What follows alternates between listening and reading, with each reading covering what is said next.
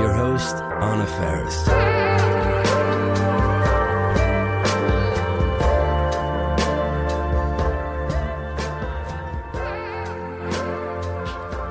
Hey, Carrie. Hey, how's it going? Good. How you doing? Hey, are you in Portland? I am. I was living in LA, but now I'm back here for a while. Are you in LA? Yeah, I'm in LA, and I want to get into Northwest talk. I grew up in Edmonds, Washington. I know you grew up in Washington. How do you know that? I remember reading an article about you, maybe in the New Yorker profile. Remember that? Yeah, I do. That was a very stressful experience in my life. Yeah, I had one too, and it is stressful because even though you're excited, you're like, here it goes. Here's my New Yorker profile. It's very exposing. Yeah, I felt probably more panicked like the week before it came out when the fact checker called than I have maybe in my life. Yes. I was resigned to never working in Hollywood again. I was like, I cannot remember what I told this man. Yeah, it was terrifying. Well, first of all, Carrie, I have admired you from afar for a very long time. So I'm delighted to be able to talk to you and get to know you over this podcast. And I can't thank you enough for doing it. Yeah, no, the feeling is mutual. I know that there were times where I think we tried to get you on Portlandia and the scheduling didn't work. Anyway, I'm happy to talk to you. So, Carrie, how has the last 7 months, how has it been for you? I'm doing okay. I mean, I should start by saying I just feel lucky. My health is good. I don't have COVID currently. I haven't had it. My friends and family are healthy. So in that sense, I'm doing fine. But obviously, it's a strange time, psychologically very disruptive and just vacillating between inertia and mania and just despondency, probably. Yeah, we're so adjusted to, planning. In a way, through like the anxiety, there was a feeling of liberation a little bit because we didn't know what to do, what tomorrow would bring. It felt like toilet paper was the main concern. And that was good to focus on that one thing. Yes. Has there been a shift in your personality or, hobbies?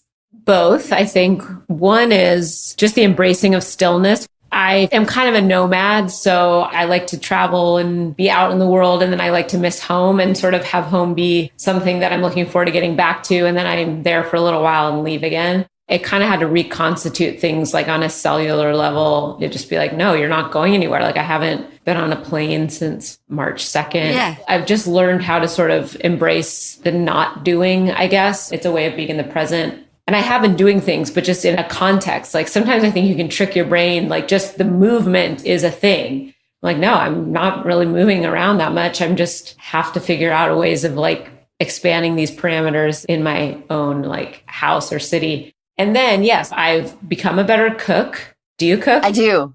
You do. So when things were very much shut down and you just had to be at the grocery store, I was like, I need to start cooking again. And I hadn't in a while and I really enjoyed it. Although when restaurants started opening up again for takeout, I was like, my flavor profile is very narrow. I realized like I'd gotten used to my own cooking and then was like, you know what? I have made strides, but not as far as I could go. But Carrie, wait, what's your favorite flavor profile? Well, I would just say that like, you eat out and you're like, when people describe things, it's like, oh, this is so complex, the umami and this and that. I'm like, I'm just trying to get to like a place where it's just seasoned correctly, just at that base level. Like I'm really good with pasta. I'm good with breakfast. Great with breakfast. My French toast is very solid. Pancakes, very solid. Eggs with like tortillas and cheese, very solid. Some of my dinners, getting there. Rice bowls, really getting the hang of a rice bowl, trying to make those more complex. And I couldn't even describe to you what it is about other people's food. It's just better. It's just better, but mine is fine. Yeah, I'm kind of with you. I'm a pretty good cook. I've got some staples. I love other people enjoying it, but I don't relish it the same way, just like you. So wait, you were going to say, and also... I was going to say that I've also learned how to like make a good cocktail, which is like, I feel like you shouldn't really brag about that. Sure. But I'm not a big drinker, but I did enjoy like meeting friends for a drink. And you realize like when you don't go out for drinks that you're sort of limited to beer and wine if you're not going to put any effort into it. That can get boring. You have to find new ways of like celebrating things or demarcating like a weekend or, you know what I mean? Like, so all this formality that I feel like we had to bring into our homes. It's like, oh, if we want to have a night that feels different from another night, then I guess I need to make us a drink tonight. You know what I mean? Or do something. And like, you used to be able to do something, go somewhere, externalize like an event. And now it's just like, how can we make this Monday different than the last 10 Mondays? I don't know how long you've been in your new place, but do you feel a sense of home about it? I mean, yes and no. It's lacking a certain familiarity, although I obviously have things here that remind me of home and that feel familiar and comfortable. It is within Portland, so that makes sense. I got rid of my place in LA, which was kind of weird. That happened like during this whole thing. And it was sort of like saying goodbye from like another planet. Like the whole move and selling of the house like happened remotely. That must have felt strange. I felt like I was on a ship, like waving goodbye to shore. There was like a weird distance to it. Can we talk a little bit about the comparison between these cities? Yeah. I've been to Portland many times, but I've never lived there. I like to think a lot about the distinction and personality of different areas. I like to generalize. That's fine. That's normal. So you're very loyal to the Pacific Northwest. I mean, for lack of a better term, it feels kind of like my spiritual home. Like I understand the weather here. I feel like I understand sort of the way things work and it feels comfortable. But I always thought of it as a place, kind of like what I was saying earlier, like I take a break from it and I come back. And then I really appreciate it because as you know, it gets dark here very early. Like there's no sun coming out of that window. Like it's a dreary day. Like those kinds of things I think do wear on you. And when I was living in LA, I did like the weather and I have great friends in LA, which is why I think I miss it the most. So I don't know if I'm loyal to the Northwest or it's just sort of what I know. And if I'm going to travel, which ostensibly, inevitably, we all will again, if we can, it's a nicer place to return to for me than LA.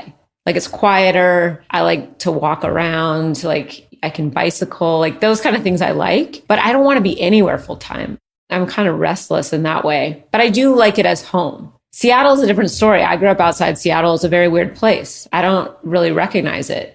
You mean because it shifted so much? Yeah. I don't know. Well, you were in Edmonds. I was in Redmond, both outside of Seattle. But it's just so techie up there. It's just a different kind of city.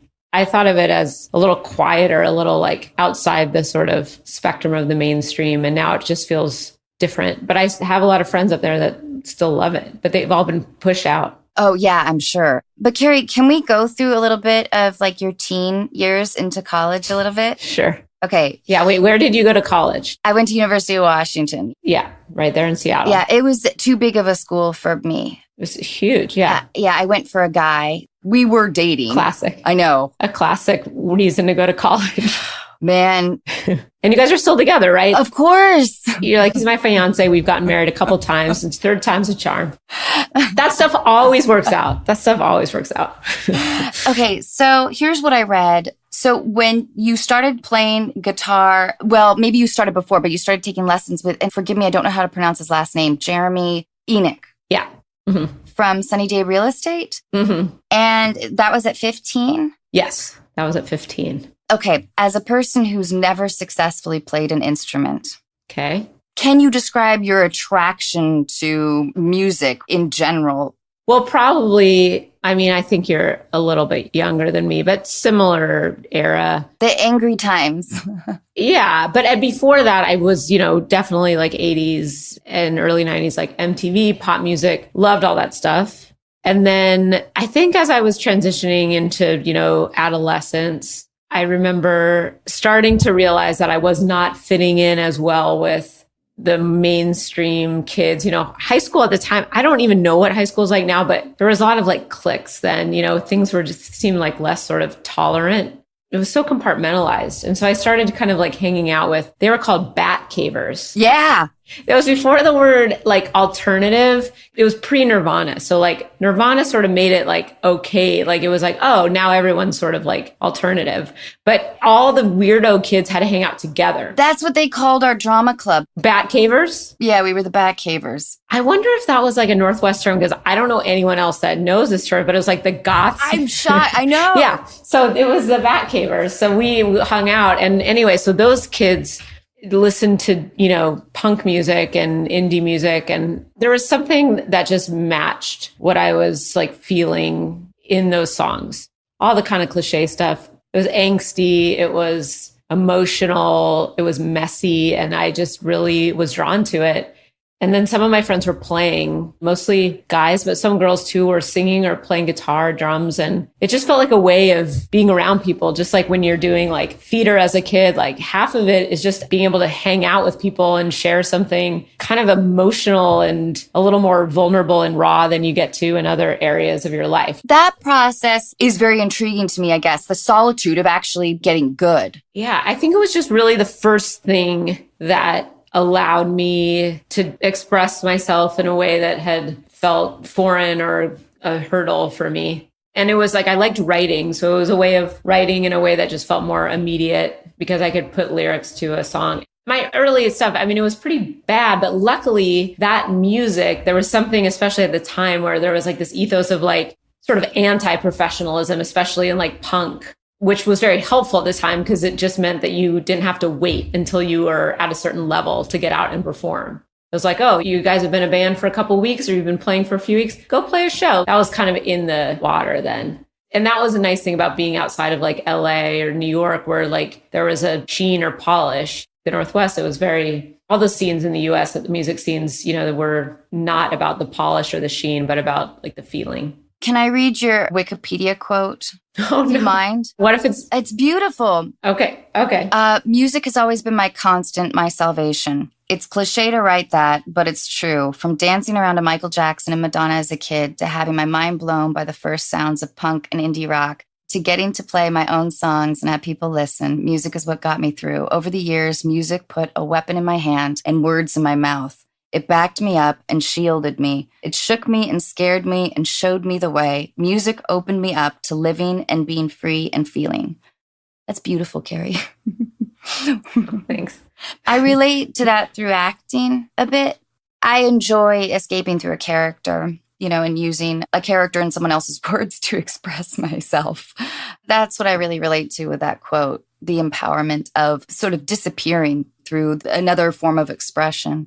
I'm very, very envious of musical ability. Not envious enough to actually try anything. I did buy a cello. Oh, wow. That's a hard, how's it going? It's not great, Carrie. It's in my bathroom. That's a hard instrument. It felt dramatic. It felt like I had this big thing in between my legs and I could saw away at it.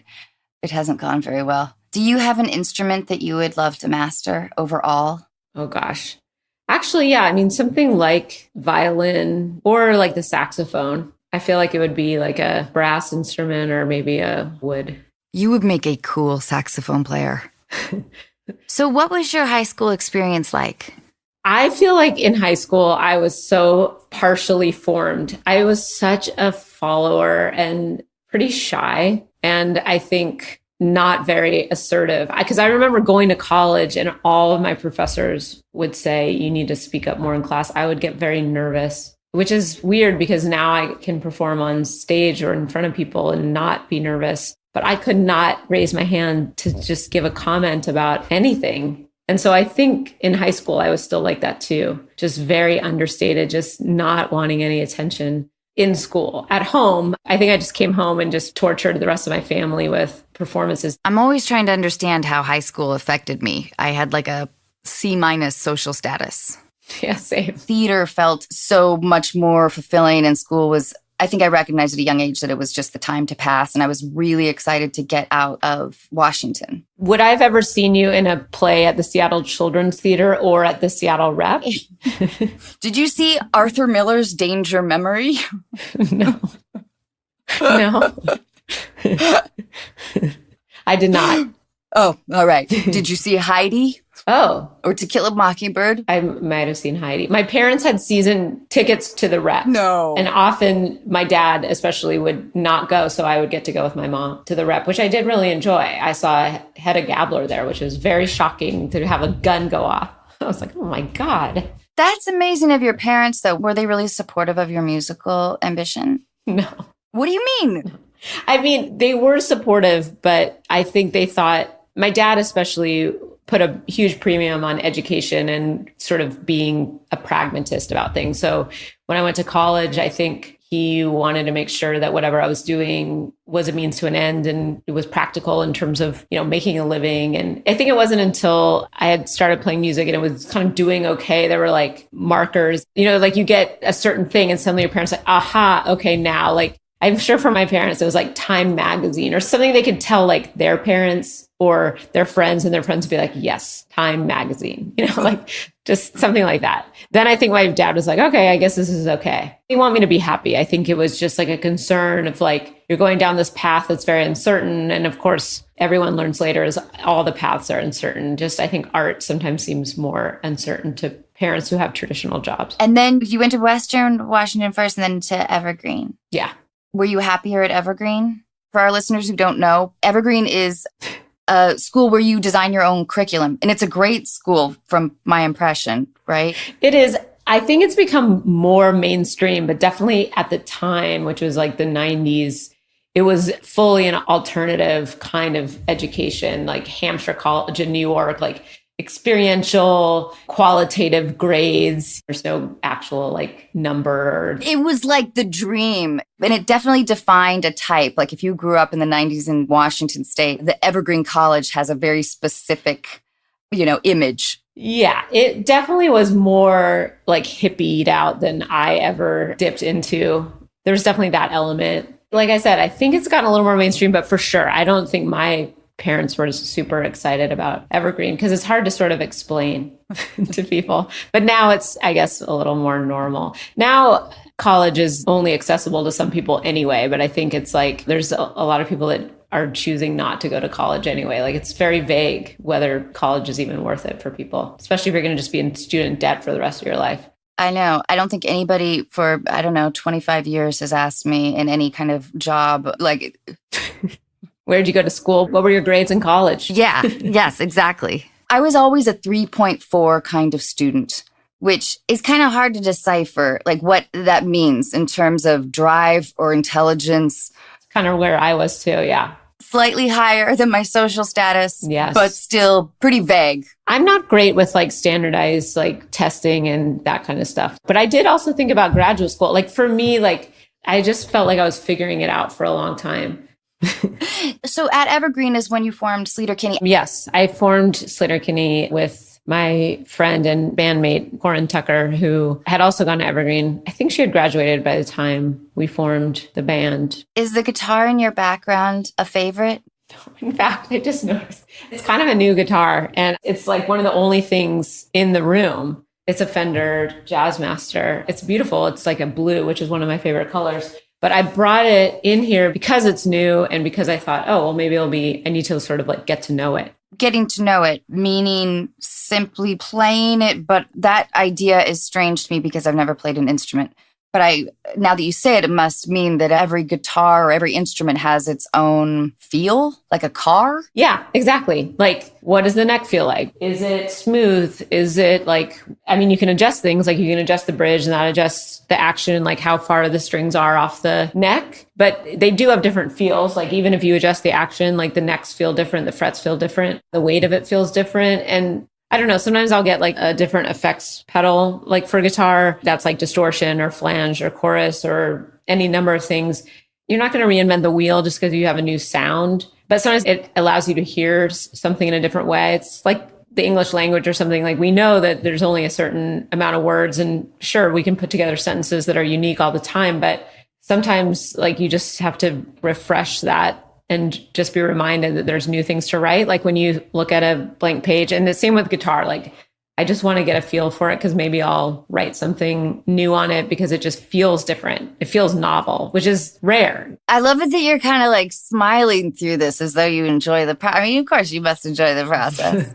I do still enjoy it. Yeah. Yeah. I guess what's the analog with you for that? Like, I guess it's like, how do you make this dialogue sound like you're just thinking it? Or if it's slightly awkward, how are you going to pace it out of your mouth? But you know this too. You're an actor. But I'm not. That's just something I feel like out of the things I do, that's sort of like Portlandia. Like I basically have like a narrow strand on which I can sort of operate in that world. And it kind of has to be specific, whereas like you have a range of things and approach things like as a actor. I don't know. I'm auditioning for a period piece, and I was told a while back that I'm a very contemporary actor, and it's really in my head. It makes me uncomfortable and terrible with accents. I think my range is really limited. Well, I cannot agree with you there, but I will say that sometimes I'll look at someone in a period piece and think like I have to make more of a mental hurdle. Sometimes I think people in that category is like a Julia Roberts. Like I'm just like, Julia Roberts doesn't exist in the 1800s. She only exists from 1983 on, you know what I mean? Or whatever. But I feel like you could slip into another era. Thanks, Carrie. If you don't mind, I'm going to ask you a series of life questions. Sure. What was your first boss like? Oh, well, I don't remember my first boss at my first job, which was a movie theater, because we never really met the boss. The boss was always some other kid that was just like a year older with like a real power trip going on.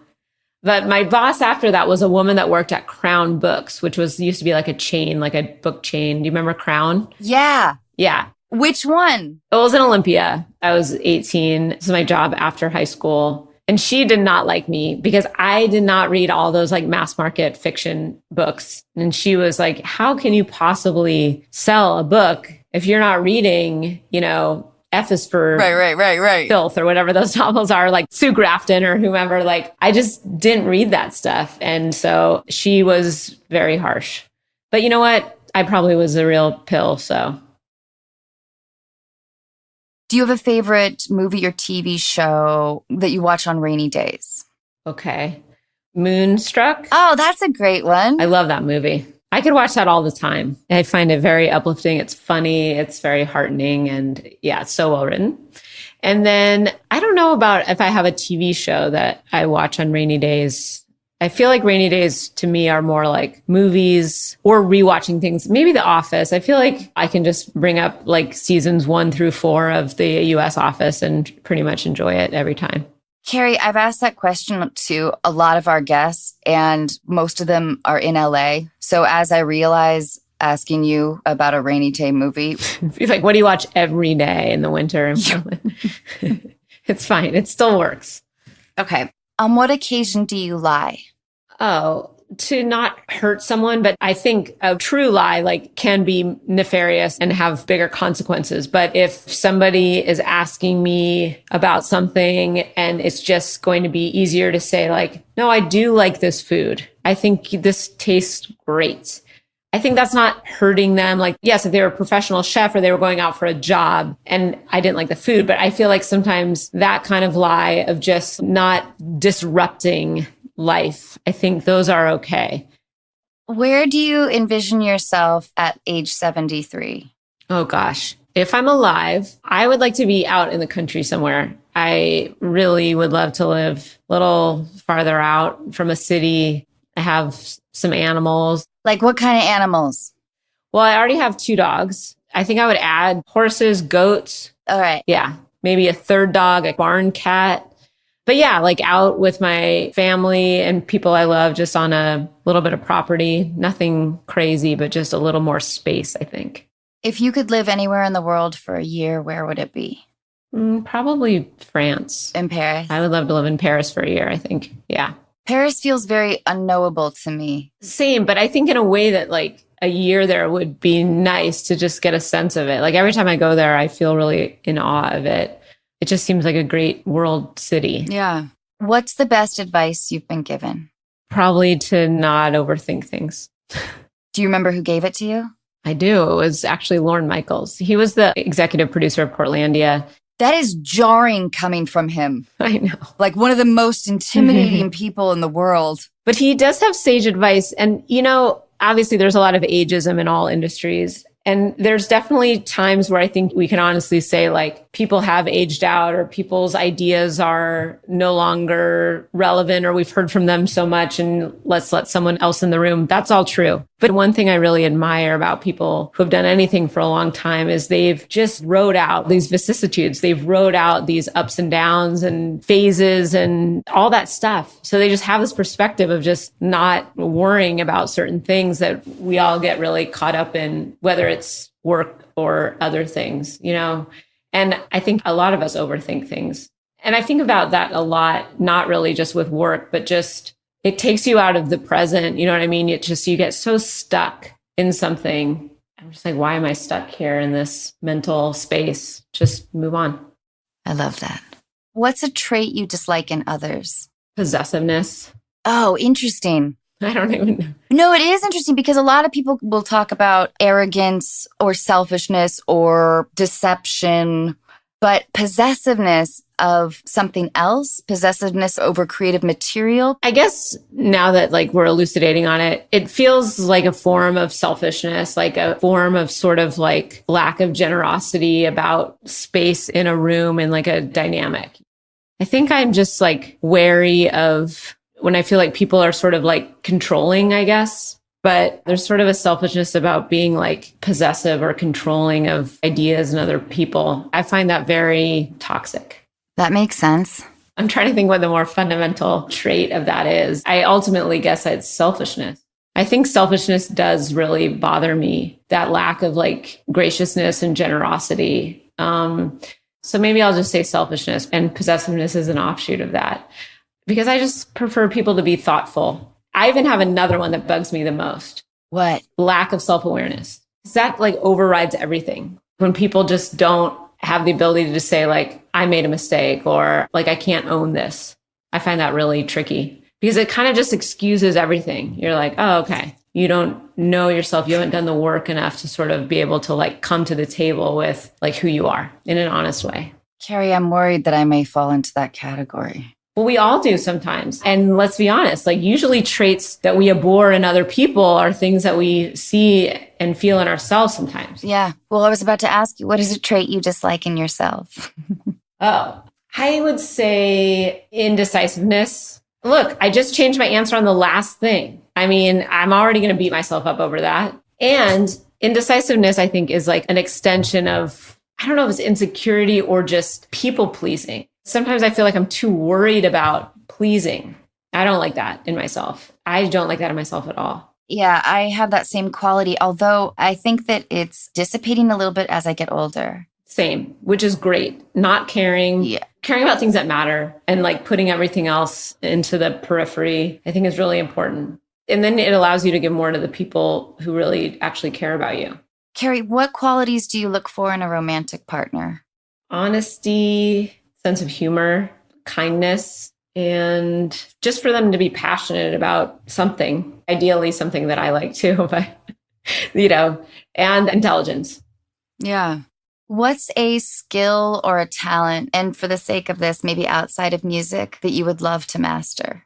Like visual art or drawing. I'm so bad at it. I mean, my sketches are like a child's. I can't draw at all. Okay. What qualities do you look for in a friend? I always feel like friends serve different purposes. Yeah, they do. I like loyalty from friends, and I like a sense of humor is important, and compassion. Yeah, similar, but a little different. When and where are you happiest? That's a tough question because I'm a very grass is always greener person. Like when I'm traveling, I want to be home. And when I'm home, I want to be traveling. So maybe I'm happiest when I'm about to do the next thing. Then when the next thing arrives, forget it. Just sheer anxiety and depression. But right before, I'm happiest on a precipice, I guess. I'm so like that too. What's your least favorite holiday? I think Easter, because growing up Jewish, but very secular, I was always like, oh, like my friends are busy. It's an arbitrary Sunday and I've got the whole day and I don't get chocolate. I don't get to look for eggs. I'm not dressed up in some fancy outfit going to church. I'm just home. I understand it from a biblical standpoint, but it always was like a little foreign to me. But can I ask you what your relationship with religion is? Very minimal. And in fact, I sometimes resent, you grew up in the Northwest. It's not the same along the West Coast because obviously there's a lot of practicing Jews in LA. But in the Pacific Northwest, it's like the last stop or something. It's just people kind of go there and there's sort of a blandness to it in terms of like I wouldn't call it like assimilationist, but I think there's kind of its own culture to adopt there in a lot of ways. And there weren't a lot of like practicing Jews there. So my parents were like, let's do Christmas, like almost as soon as they could, which was, of course, very exciting for my sister and I. Were like, yeah, let's get the tree in here as soon as we can. Let's go out and get those decorations. So I sort of wish that they had stuck to their guns a little more. I mean, they grew up getting bar mitzvahed and bat mitzvahed, and they just let that stuff slide. So when I got older and I had friends with a much deeper relationship to religion or spirituality, I felt like, oh, I kind of am missing the foundation. I wish I had known enough about Judaism to either reject it or embrace it or figure out where my place was in it from a practicing standpoint. So long story short, my relationship to it is very tenuous. I like Passover. Bitter herbs. Bitter herbs. I was watching a panel with you and Fred regarding Portlandia, and you said something so great. You said that something that you're really proud of is saving essentially the last feminist bookstore. Right, but it's gone now, though. Oh, no. Yeah. I'm sorry. It's okay. There's a lot of things gone now. What do you miss about Portlandia in general?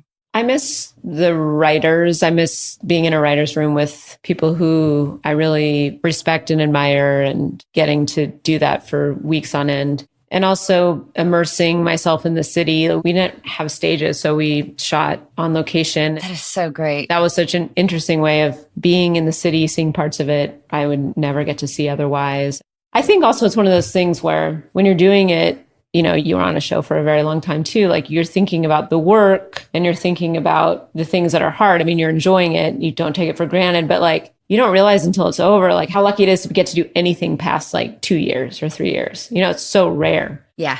Carrie, if you were to completely generalize each member of a band, like personality type in a very stereotypical way. Okay. Drummer, lead guitarist. What's a drummer like? Truly be insulting. Okay, well, drummers, like the jokes about drummers are that they're like the dummies in the band, which usually isn't true, but like... But wait, why? Because it's like they're like cavemen just like back there, just like wailing on skins with sticks. I mean, it's primal. So I think there's always like this association with them as kind of like the knuckleheads, but often attractive, you know, muscular. They're like the jocks. Are they always late? Oh, that's another cliche, but they're not always late. Who's late? I think lead singer would be like the prima donna of the band.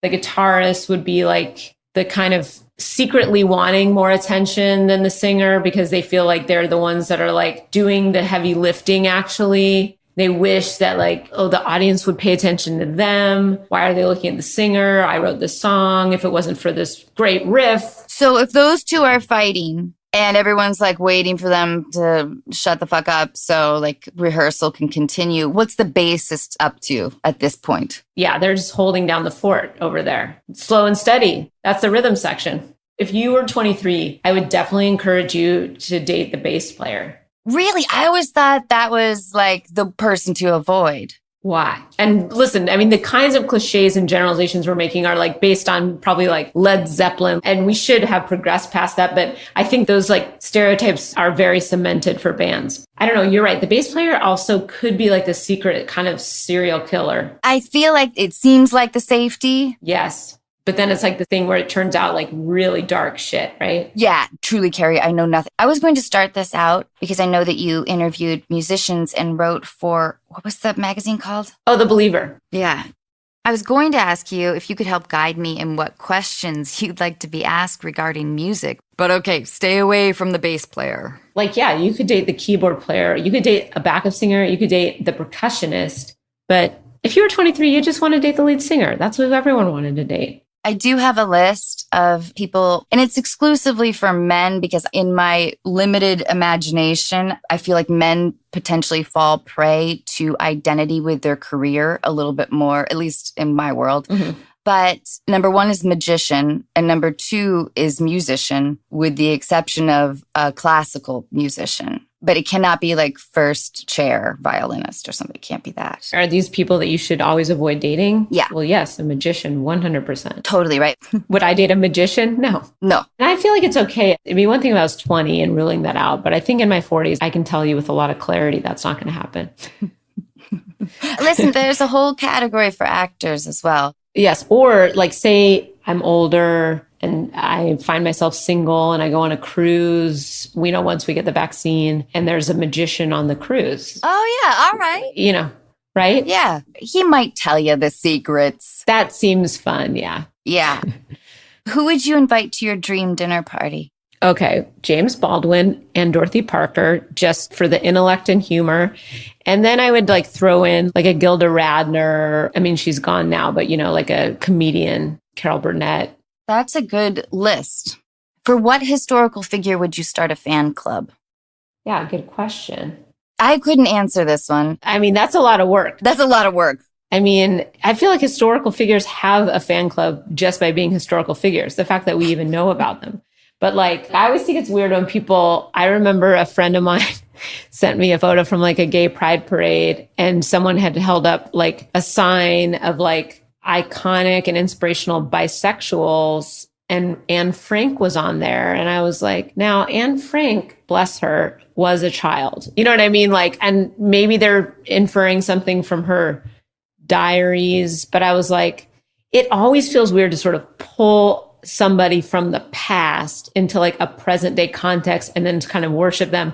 And I was like, good for you for getting out there to that pride parade. Good for you for making your own sign. But I would call that inclusion questionable. Carrie, I read something personal and I want to ask you about it. Oh, shit. Well, it was about at age 21. I read that you were outed by Spin magazine. Yeah. Did your family not know? No, my family didn't know. So I feel like we have to contextualize this because, that era, let's see, that was 1995. Very different era. Definitely pre-internet. And definitely a different time for being LGBTQ. Like gay marriage wasn't legal. And obviously people still struggle with all these things. But I just did not have the vocabulary or the recognition. Like I didn't see myself in the world the way that a young queer person might be able to see themselves in the world from a very early age right now. So having a sense that I might not be straight was scary for me. And even though I was in a community of friends and musicians that were very accepting, I didn't really know how to talk to my parents about it. So anyway, we did this interview for Spin magazine, which also doesn't exist anymore. It was a music magazine. That was a huge deal. It was a huge magazine. Yeah, it was a huge magazine. And basically the writer made reference to the fact that my bandmate and I had been dating, and my bandmate was and is a woman. And anyway, so, I was so excited. It was like one of our first like big pieces, like kind of, we talked about this earlier, like those moments where you're like, oh, I get to tell my parents I'm in Rolling Stone or Spin or whatever. We had done this big photo shoot in New York, super exciting. All these things. I was so young and really eager. And I remember going to pick up the magazine, but before I could, my dad called and I was like, how is it? And anyway, he said, oh, well, there's something in there.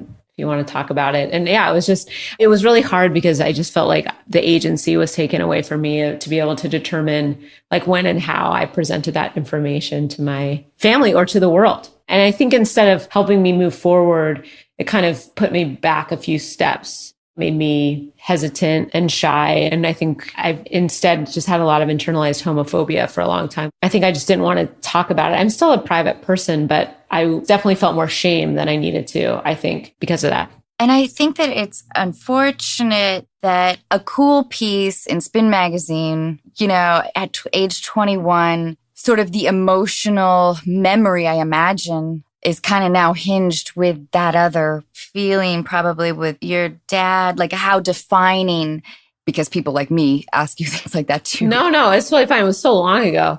I think it's just trickier to because it has to be so contextual. I think the idea of outing someone is such a rare concept now. It's a little bit more of a foreign concept. There's obviously still plenty of stigma and discrimination, especially more like transphobia. But at the time, there was still a lot more stigma about just being gay, which has dissipated a lot.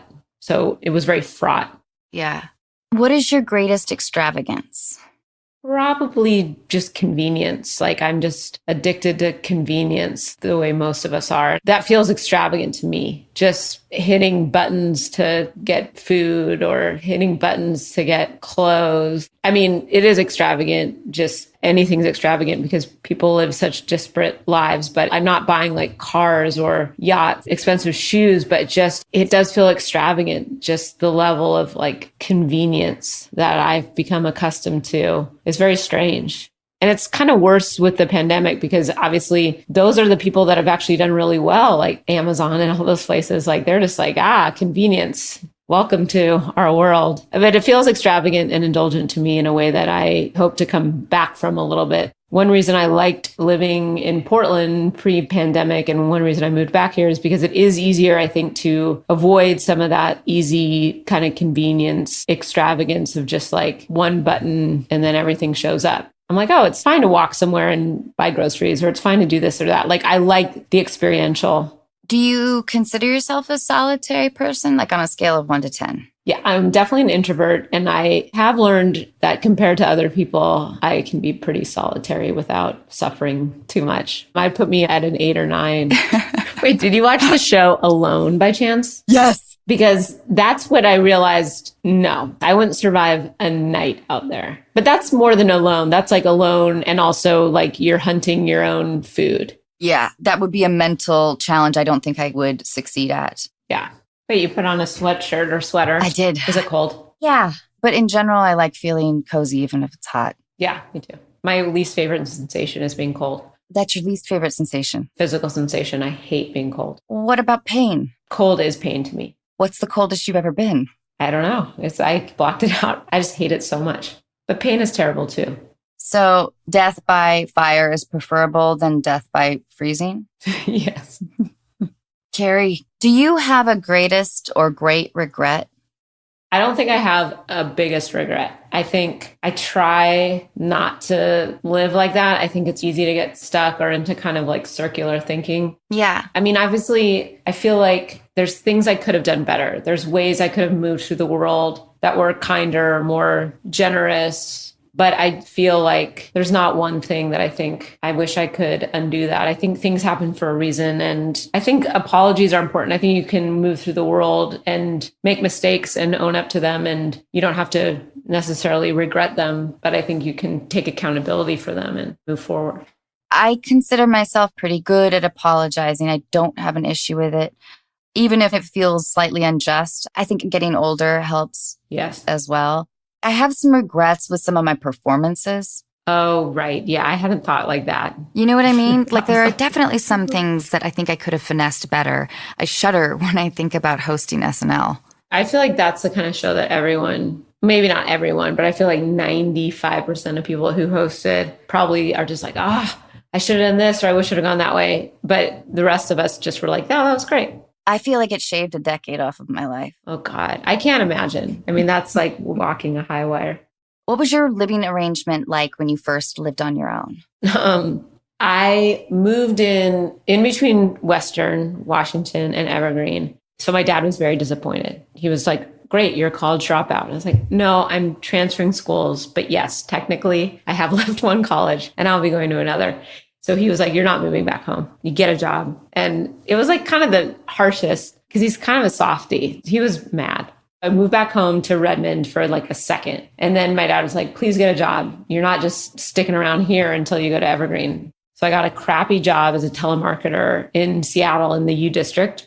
I moved in with a friend of mine who had met, like a woman I met at a rock show, like at a breeder's show. And we lived in a duplex on Capitol Hill. We had no furniture. I took the twin mattress from my house. And there's nothing that just infantilizes and just makes you feel less like an adult than a fucking twin bed mattress on a floor. On the floor. With like sheets from Goodwill. Remember that era of things where you think that like emulating kid stuff is like sort of cool and ironic? So I had like Sesame Street sheets. It's like, I'm an adult. I'm a human adult with fucking Big Bird on my sheets, sleeping on a floor.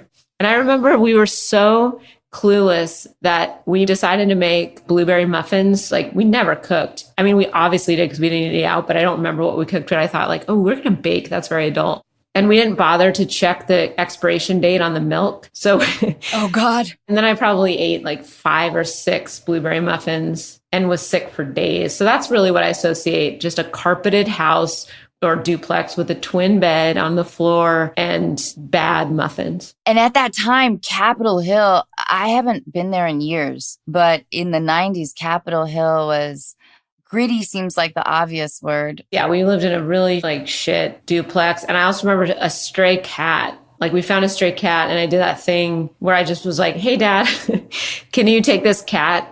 Now I would, of course, like try to figure out where the owner was or put ads up or take it to a shelter, Humane Society. And I was just like, hi, Dad, here's your new cat, which had worms. It's like, I just should not have been living on my own. It seems I should have been in college. I had the mental and emotional maturity of a freshman in college, but was living on my own in an apartment.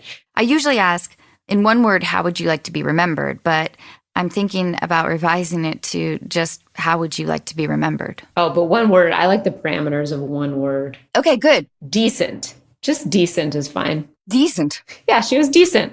And what was Carrie like? Decent. You know what? Decent is like, that is just you're hitting the middle real hard. Wow. She was decent. And depending how you say it, it's like decent can be like not good enough. Or it could be like she was a decent human being. So it really gives people such a range. They can be trashing me or exalting me. Either way, that's the only word they get. That answer kind of became amazing. Carrie, do your friends compliment you on your impressive vocabulary? It's pre-internet. My vocabulary, I think, has decreased since the internet, but I was such a voracious reader in my 20s. And before you could just look up words on the internet, I would just underline words and novels I was reading. And I was reading all these early, like 20th century novels or mid 20th century novels. So some of the vocabulary gets a little arcane, or other times it's just flowery for the sake of being flowery. But I do like words, and I studied sociolinguistics in schools. I was always interested in the ways people communicated and wrote and spoke. Anyway, so I would underline things and look them up. And I think my brain just was elastic and nimble enough at the time. And it was a formative time that those things got stuck in my head. Now, I think I forget things quicker. Like if I stumble upon a word and I don't know it, because I don't have to go through the process of like underlining and then writing down the definition in a little notebook. It's just like I look it up and then a day later I'm like, what was that word? Anyway. My dad will often use words that are archaic or outdated, but it kind of comforts me. Were there any authors or musicians who influenced you in high school? I think at the time I was only reading what I was required to read in school. Oh, this is like too cliche and on the nose, but we did read To the Lighthouse by Virginia Woolf. And I do remember thinking, well, this woman can write. And I loved her story. And I will say it's influential. I didn't necessarily love or appreciate it at the time, but it opened up my world to Virginia Woolf and the Bloomsbury Group. And later when I actually enjoyed reading, I went back and read The Waves and A Room of One's Own and just felt like, oh, okay, this is somebody from that time who I can appreciate on a different level at my own pace and a new lens through which to see it. Yeah. And then musically, I will say, because it just changed everything for me, and it's not even one of my favorite records, but when I was 15 or 16, I had a student teacher in chemistry class. And I was just kind of transitioning away from like trying to fit into just like doing my own thing, but didn't really have friends on either side. So it was like sort of trying to like dress a little differently. Like I had my cutoff jeans, very like Washington State grunge. Like I had my cutoff jean shorts with like long johns underneath, or like some black and white striped tights and combat boots and stuff. And this student teacher came up to me and was like, you know what? I brought you a record today that I think you might like. And it was The Jam and their album All Mod Cons. And I just remember looking at these guys on the front, like Paul Weller with his little like mod shirt on and his cool haircut. And I was like, who are these guys? These guys are so cool. And I just put on the record. And I think the first song is All Mod Cons. It's really fast, just a couple chords. And I was like, holy shit, this is exciting music. And it just opened up everything for me. Also, it gave me sort of like a pass key or something. Like I felt like I had this like secret key to like other people who were listening to that kind of music. Cause, I suddenly possessed knowledge, and you kind of needed that knowledge at the time. Again, sort of pre-internet, like you couldn't just go home and cheat. You really needed to like glean the knowledge from like books or record stores or other people. So I felt like I'd just been given like this, secret code. I was like, aha, the Jam. Now I can learn about the Clash and the Ramones and Patti Smith and television. And, it just sort of spirals out from there. So that is a very specific record. I still have that exact record he gave me. That's amazing. Can I be selfish now and ask you 3 favorite albums? Well, oh gosh, it's too hard of a question for me. I could name 3 records I listened to this year. Yeah. All right. Yeah. I loved the Fleet Foxes record that came out this year. I loved Fiona Apple's record that came out this year. I'm writing these. And I loved the Waxahachie record that came out this year. 3 great records. All right. Those are all good records. I will check those out. Okay. Carrie, I can't thank you enough. Truly. This is amazing. I've loved talking with you. It's such a pleasure to talk to you. I hope I wasn't boring or repetitive. No, you're fascinating. And I love you. Well, it was such a pleasure. Thank you for asking me. Truly, thank you. And I really hope our paths cross in person. Me too. I would love that. Take care. Hopefully I'll see you on the other side. Thanks, Carrie. Have a wonderful night. You too. Bye-bye. All right. Bye.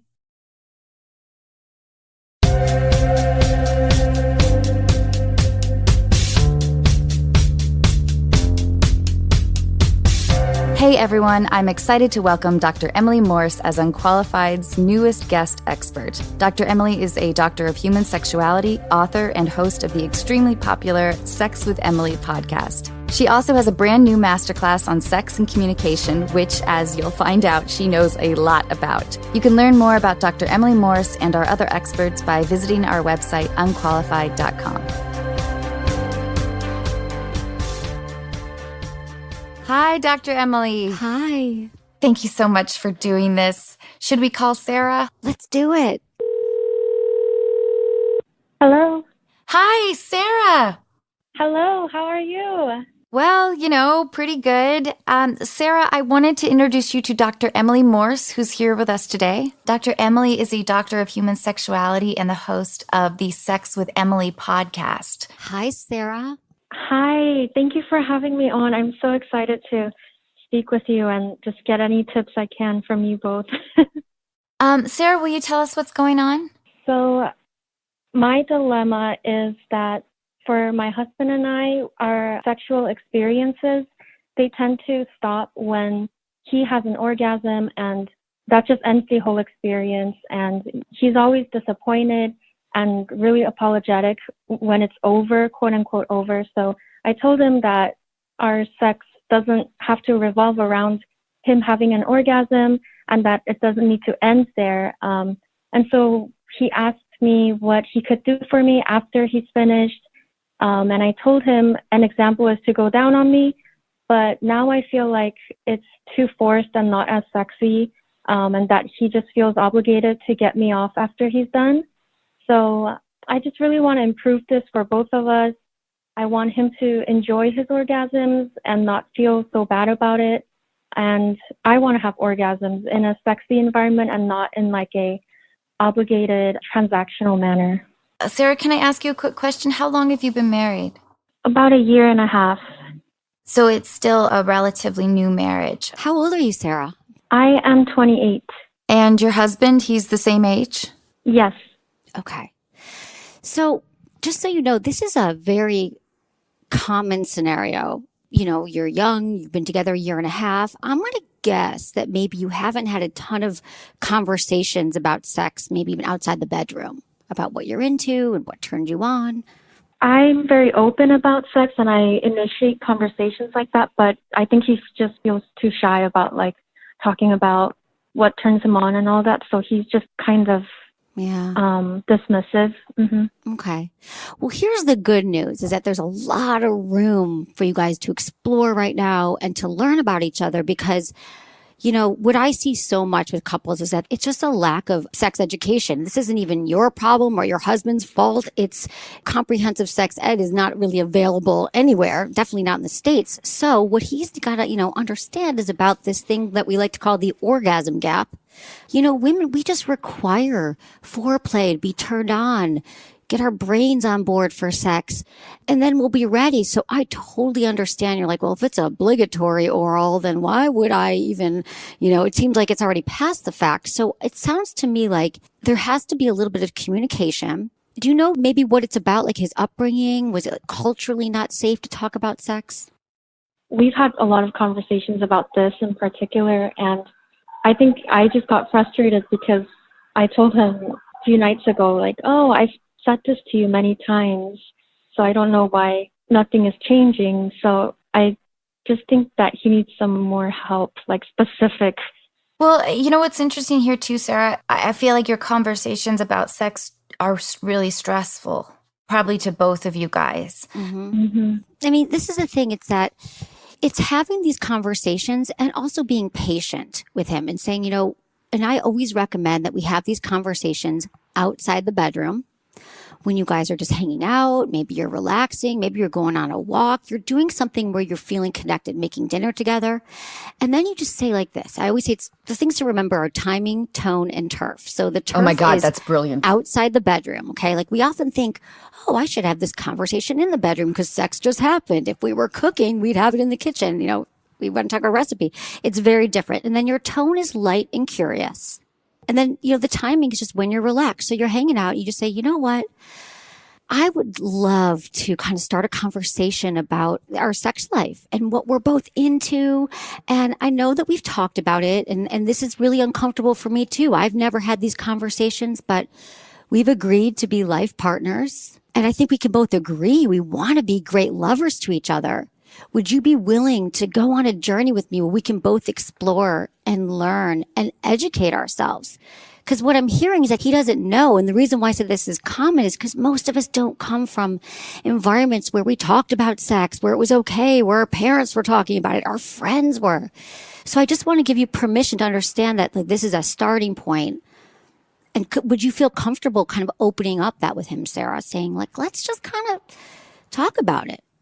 Oh, yeah, of course.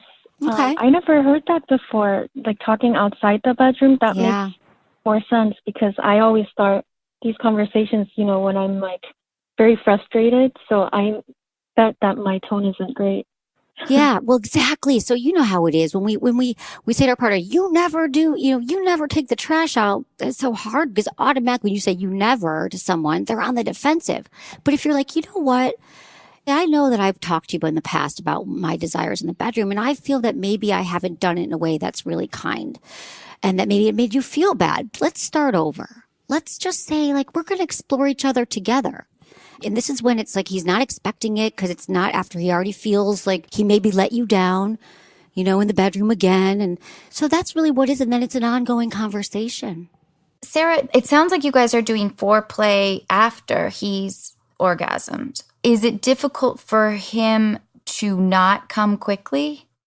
Oh, no, we do foreplay in the beginning too. Is it difficult for him to not come quickly?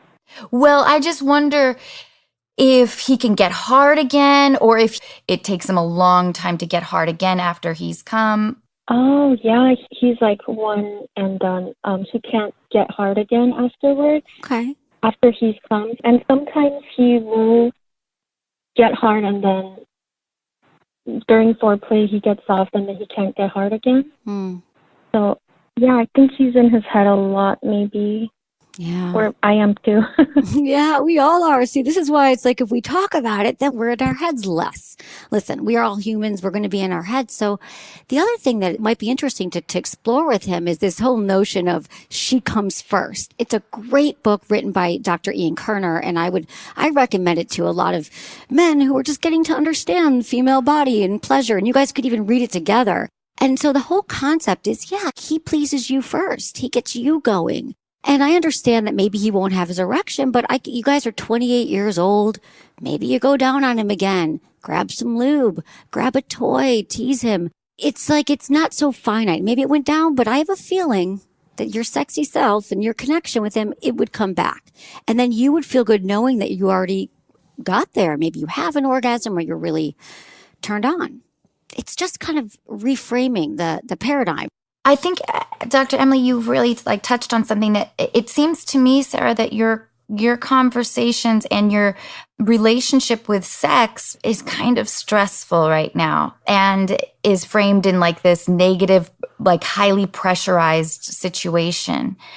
We would love for it to be fun and relaxing and intimate. And so I think it should start with these conversations. And I want to plug Dr. Emily's book, Hot Sex, Over 200 Things You Can Try Tonight, reframing this whole discussion in a more playful, less stressful way, where you both aren't anticipating having an orgasm too early or something that can draw you closer around it. Right now, it feels like it's kind of just a tough topic for you both, which it shouldn't be. Yeah, we were talking about that a couple nights ago.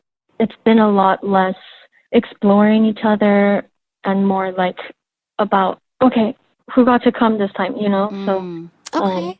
Definitely work on conversation. Yeah, I mean, I think that's great that you're even having those conversations. Like, you guys understand now, you've identified, like, we haven't quite got our, our orgasms matched up. And then something that I'm hearing in talking to you, Sarah, it might be fun to say, you use the word explore. And since you're been together a year and a half, what if we just started from scratch again? Because I'm sure at the beginning, right, Sarah, there was a lot of making out and anticipation and excitement. And I like to think about maybe even take penetration off the table. And then you're like, I'm just going to give to you. Now I'm going to give you a massage and we're going to make out. We're going to play some games together and we can have penetration.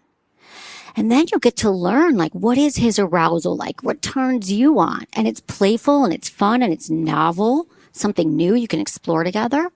It's like you're relearning together. Yeah, I love that idea. This is what I want for so many couples, especially, for you both, is that, like Anna's saying, it's gotten this kind of complicated and now it's become stressful, but that doesn't have to be your state. You don't have to stay in this place. And you can just say, let's both work on it together. Let's figure it out. And then this week it could be, we're going to just, focus on foreplay and then see where that gets you. And then you guys could talk about it. What did we learn? And, where could we go from here? And I've got tons of, ideas for that. But how does that sound to you starting? Oh, I love that idea. I think he would too. Yay! This is great. A willing partner. I love it. Hey, Sarah, would you be open to us sending you Dr. Emily's book, Hot Sex, Over 200 Things You Can Try Tonight? Oh my gosh, of course. Thank you. Yeah, we could totally send that to you. And the other thing I was thinking that might be fun, and this just launched on my website. It's free. It's a free downloadable, and it's called a pleasure planner. Pleasure is sometimes the first thing that goes, right? We think about work and the kids and all the things. So it kind of asks you these prompts. When was the most memorable time we've had sex? Or when did we have the most pleasure last year? What gives me pleasure? And then you get to kind of look at the next year, and it gives you months and gives you prompts to really get into it. But it's you could say once a week, we're going to fill out the planner, or you can binge and do it in a night. And then you have it set up and you're having these conversations, and then you have it kind of laid out and there's prompts and suggestions. So that's another thing. I think that we put so much pressure on ourselves to sort of solve the sex problem. And what I've known in all these years is that it's really hard, Sarah, to have these conversations. It's not easy to understand this stuff. And you can't just go watch a YouTube video on it. Unfortunately, everything else you can, because it's also individual. So the both of you could kind of explore. You probably haven't thought about, well, what does feel good? And what do I want more of? What's my fantasy that I've never told anybody? Or can we create new ones together? That might be another thing. I like to pretend I'm a lady of the night. Yes. Costumes. Do you dress up? I've got some wigs. Oh, yeah. I love it. Yeah, exactly. Wigs. I'm telling you, I met a woman once at a store and I told her what I did. She was probably 65 years old. She said, honey, I got the best advice for you. And I said, what?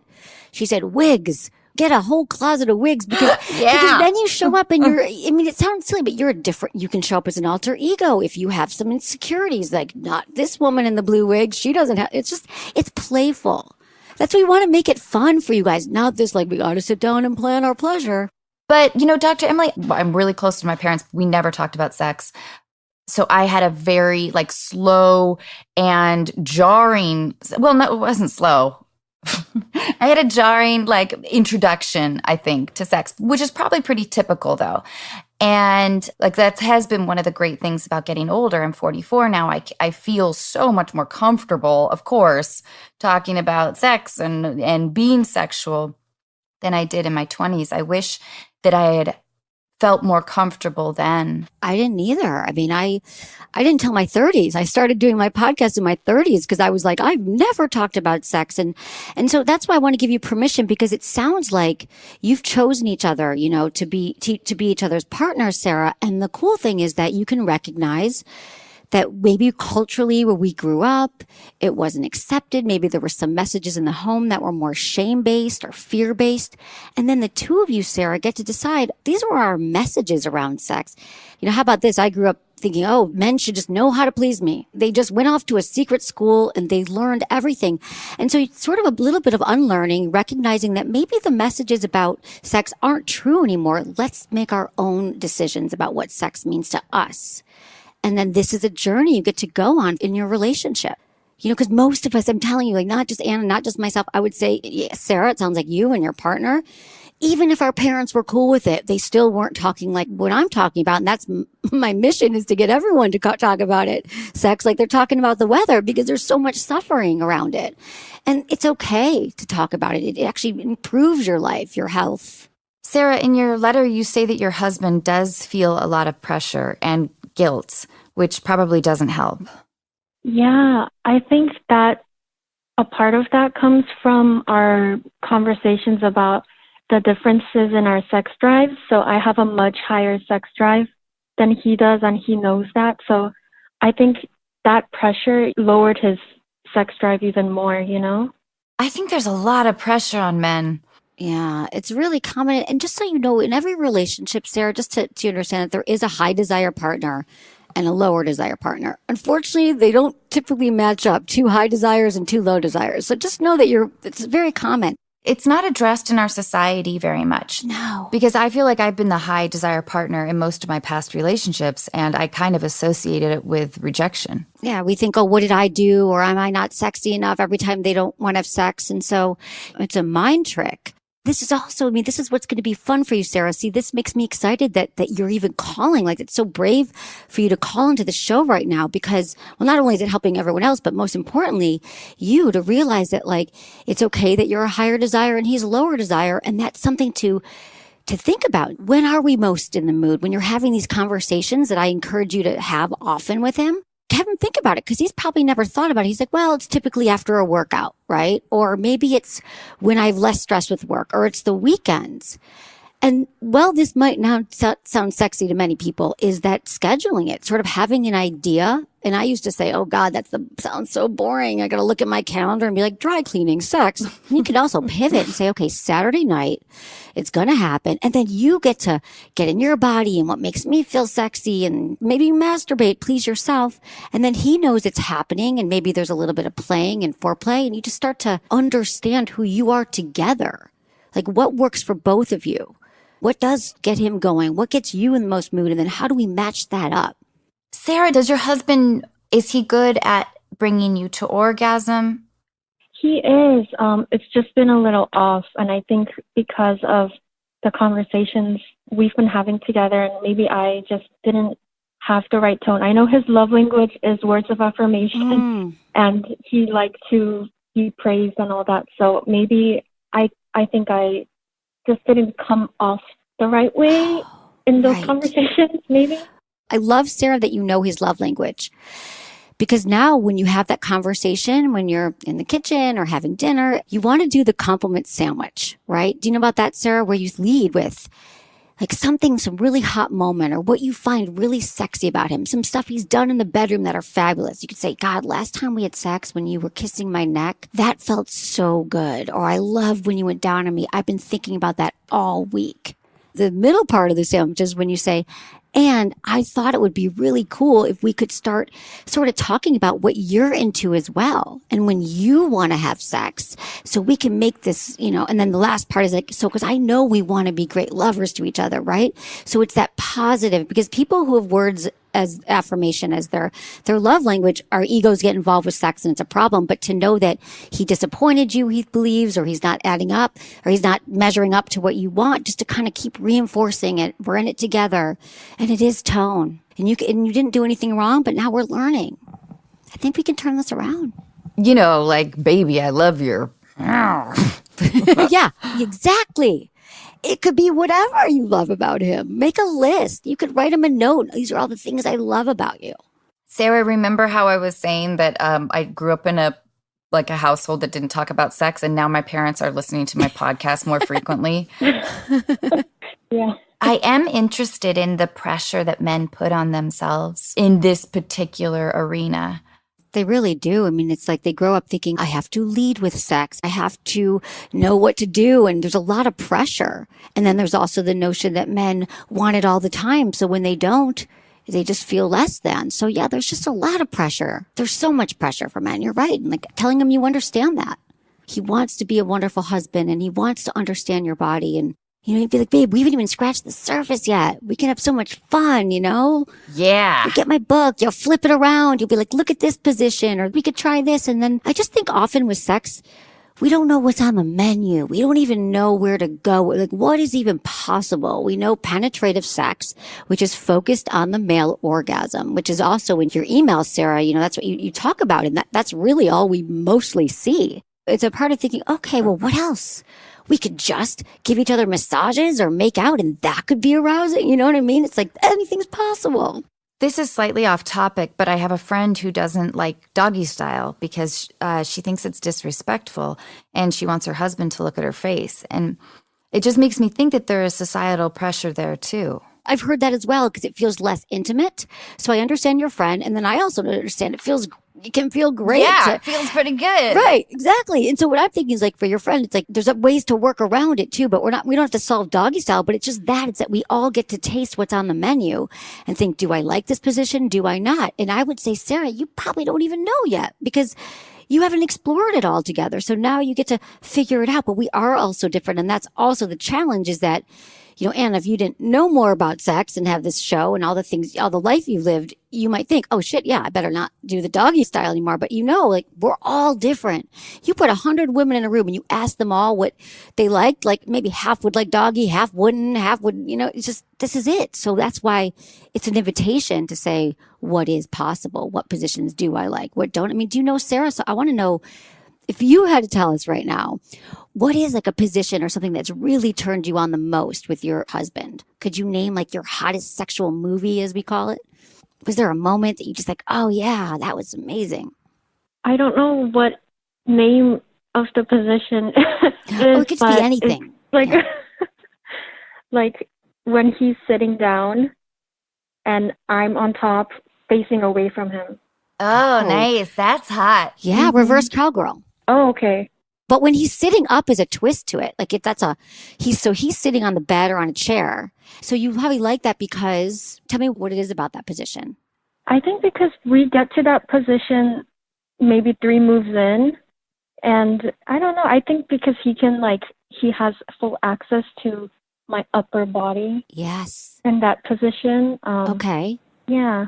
And he can kiss me. Yeah, he can kiss you. So this is the thing about these positions, and even doggy style or reverse cowgirl, we think it's not intimate, but yeah, you can turn your head, he can kiss your cheek, he can play with your breasts, he can still stimulate your clitoris that way, which is key to orgasm.